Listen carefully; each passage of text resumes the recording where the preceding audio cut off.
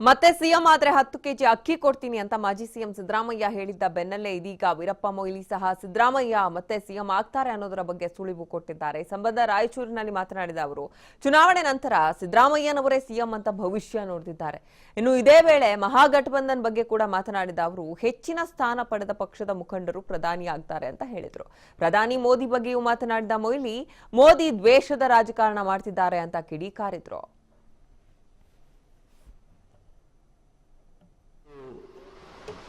ಪ್ರಸ್ತಾವನೆ ಕಳಿಸಿ article 371D Andhra ಪ್ರದೇಶಕ್ಕೆ ಏನು ಒಂದು ಪ್ಯಾಟರ್ನಲ್ಲಿ ಮಾಡಿದ್ರು ಅದೇ ಅಲ್ಲ ಆಂಧ್ರ ಪ್ರದೇಶ ಮಾಡಿದ್ರು ಅದೇ ಒಂದು ಮಾದರಿಯಲ್ಲಿ ಇಲ್ಲಿ ಕೂಡ ಮಾಡಬೇಕು ಅಂತೇಳಿ ಪತ್ರ ಬರೆದು ಆಗ LK ಅದ್ವಾನಿಯವರು ಇದನ್ನೆಲ್ಲ ಪರಿಶೀಲನೆ ಮಾಡಿ ಅವರು 22 ನವೆಂಬರ್ 2007ರಂದು ಮಾನ್ಯ ಮುಖ್ಯಮಂತ್ರಿಗಳಾದಂಥ ಇಂದಿನ ಮುಖ್ಯಮಂತ್ರಿ SM ಕೃಷ್ಣ ಅವರಿಗೆ ಬರೆದು ಏನಂತ ಹೇಳಿದರೆ I have had the matter examined the circumstances in Andhra Pradesh that led to the insertion of Article 371D in the Constitution in 73 do not exist in Karnataka.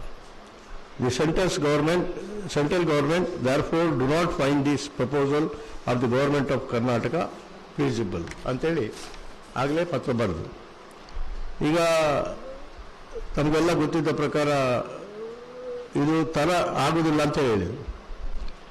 ನಮ್ಮ ಇಂದಿನ ಮಾಜಿ ಮುಖ್ಯಮಂತ್ರಿಗಳ ಧರಮ್ ಸಿಂಗ್ ಅವರು ಆಗ ಪಾರ್ಲಿಮೆಂಟ್ ಸದಸ್ಯರಾಗಿದ್ದು 2009ರಂದು. ನಮ್ಮ ಮಲ್ಲಿಕಾರ್ಜುನ ಖರ್ಗೆ ಅವರು ಕೂಡ ಪಾರ್ಲಿಮೆಂಟ್ ಸದಸ್ಯರಾಗಿದ್ದರು. ಅವರಿಬ್ಬರು ನನ್ನ ಹತ್ರ ಬಂದು ಇದನ್ನೇನಾದ್ರು ಮಾಡಬೇಕಲ್ಲ ಅಂತ ಹೇಳಿದಾಗ ನಾನು ಹೇಳಿದೆ, ಆಗ ನಾನು ಕಾನೂನು ಮಂತ್ರಿಯಾಗಿದ್ದೆ ನಮ್ಮ ರಾಷ್ಟ್ರದ್ದು.